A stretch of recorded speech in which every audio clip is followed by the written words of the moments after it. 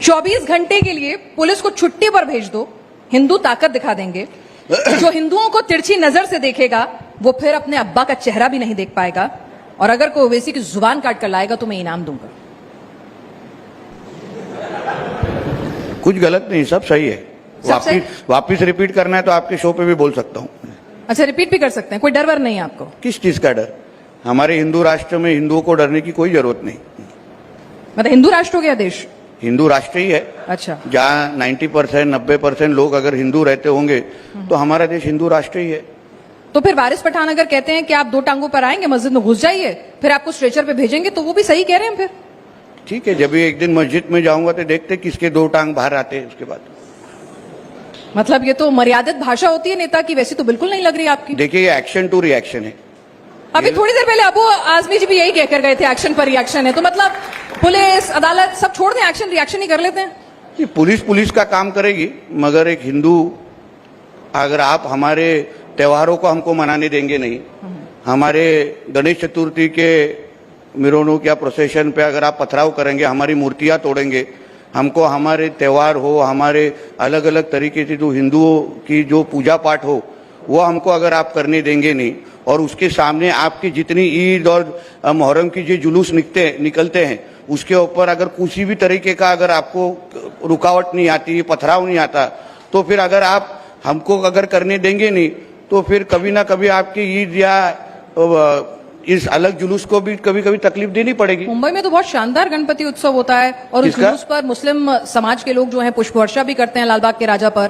तो ऐसा तो हर जगह 5 उंगलियां बराबर नहीं होती। होते नहीं है, इसलिए जो बराबर उंगलियां हैं उन्होंने ये खराब उंगलियों को ठीक करना चाहिए। कैसे ठीक करेंगे? उनको समझाना चाहिए कि ये जो सर्वधर्म समभाव, ये गंगा जमुना तहजीब या तो भाईचारा, ये सब चीज ये हमारे हिंदू राष्ट्र में चलेगा नहीं।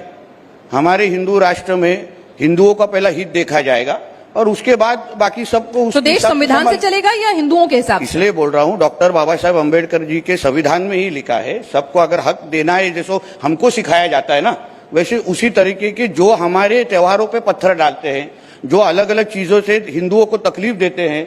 अभी इस तरीके की सिचुएशन आ गई है कि अभी आपने कुछ हफ्ते पहले नाला सोपारा के एक सोसाइटी के अंदर हिंदुओं को बोला गया कि तुम नवरात्र का डांडिया नहीं कर सकते, अपने नवरात्रि की पूजा पाठ नहीं कर सकते।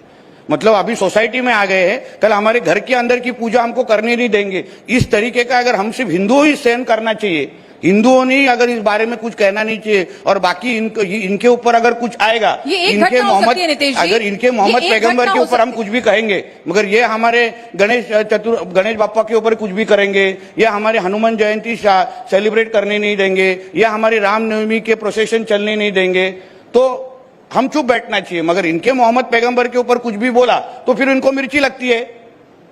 तो जैसे हम अगर आप उनकी अपेक्षा है कि हम सहन करें तो फिर उन्होंने भी सहन करना चाहिए, फिर हम भी बोले। तो इसलिए मैंने शुरुआती में आपको कहा ये एक्शन टू रिएक्शन है, उतनी ही बात है। उन्होंने एक्शन जिस दिन आप उनका एक्शन बंद करेंगे, यहाँ से रिएक्शन आना बंद हो जाएगा। नहीं, आप रिएक्शन क्यों दे रहे हैं? आप पुलिस के पास चले जाइए, सरकार में भी तो हैं। Police law and order maintain कीजिए ना। अच्छा, मेरा वही बोल रहे हैं, भरोसा नहीं है अपने ही लोगों पर, अपनी सरकार पर। पुलिस का काम कर रही है, पुलिस वहां एक्शन ले रही है, मगर जिस तरीके से मैं बोल रहा हूँ, एक भी जो ईद की और जो मुहर्रम की जुलूस निकलती है, कभी आपने किसी भी हिंदू को उस तरफ गंदी नजर से देखते हुए देखा है क्या?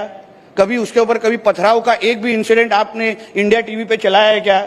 अगर हम आपके ईद और अलग अलग जुलूस के ऊपर अगर आपको तकलीफ देते नहीं, अगर हम आपके मस्जिद के तरफ गलत नजर से देखते नहीं, तो आप हमारे मंदिर को और हमारे अलग अलग त्योहारों के ऊपर गंदी नजर से क्यों देखते हैं? आप कह रहे हैं कि देश में मुसलमानों के साथ कहीं भी कोई भी हिंदू मिसबिहेव करता ही नहीं, मॉब लिंचिंग होती ही नहीं है, किसी भी मुसलमान के साथ भेदभाव होता ही नहीं है। पिक्चर परफेक्ट सिचुएशन है, बस सारे बेचारे हिंदू ही हैं जो मरे जा रहे हैं। देखिए, ये सवाल कभी आप उनको पूछिए, मैंने उनको भी पूछा। हाँ, कभी फिर सामने अभी उसके पहले भी मेरे को नीचे बिठाया, थोड़ा और एक कुर्सी उधर लगा देते तो सबको चुप कर देता मैं।